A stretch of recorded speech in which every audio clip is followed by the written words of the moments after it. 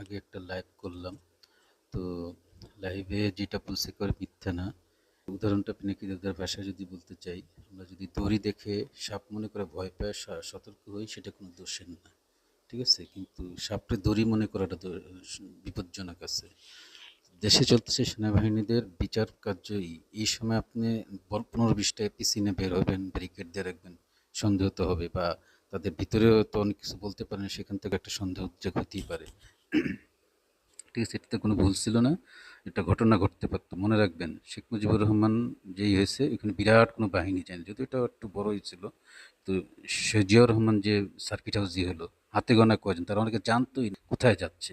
So সেই এখানে আপনারা পিনাকে দিলে ভাই, আমার দৃষ্টিতে তাদের কোনো দোষ নেই, তারা সতর্ক করছে, ওয়েল ভালো, এবং আপনারা শুনছেন বেড়েছেন, এটা ভালো হচ্ছে। আর যদি ঘুমায় থাকেন না, অঘটন ঘটায় ফেলতে, এটা আমি বিশ্বাস করি। আমার কারণ সে জিয়াউর রহমানকে যারা যখন করতে যায়, ওই সৈন্যরা জানতেছেন আমরা কোথায় যাচ্ছি, এরকম ফেলে এই আর্মিতে কুগুলো এরকমই হয়।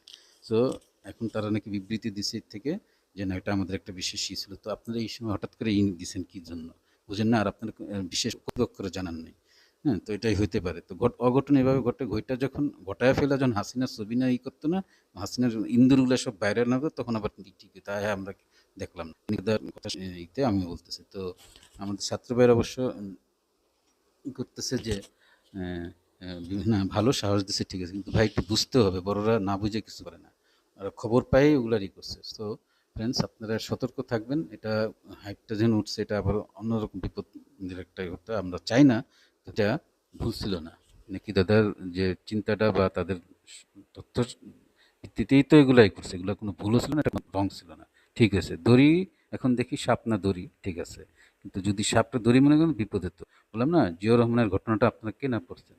হ্যাঁ, শেখ মুজিবের তো তাও মোটামুটি, তাও কিন্তু অনেকে টের পায় নাই, জনগণ সকালবেলা শুনে এই ঘটনা। আর জিয়াউর রহমানের তো যারা করতেছে তারা যুদ্ধ না, তারপরও ওই সৈন্যরা আমরা কোথায় যাচ্ছি, হঠাৎ করে গোলাগুলি শুরু হয়ে গেলো, তখন বুঝতে পারলো যে ঘটনা। তো এইভাবেই ফিক্স করে বিশেষ একটা উপরের মহলে এগুলো ঘটনাগুলো ঘটায়।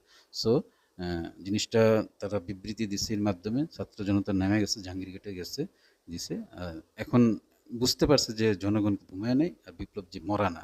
তো এখনও আওয়ামী লীগদের সাবধান করে আনছে, কেন, যারা ফাল পারো থামো, একটু থামো। ঠিক আছে? জনগণ কী পারে দেখা যাচ্ছে, ছোট্ট বাচ্চার থেকে শুরু, প্রাইমারি থেকে, ক্রিকেটার থেকে, এই থেকে, বা সাধারণ কর্মজীবী মানুষের সবাই কিন্তু রাস্তায় নেমে আসার জন্য রেডি ছিল, আসা করছে।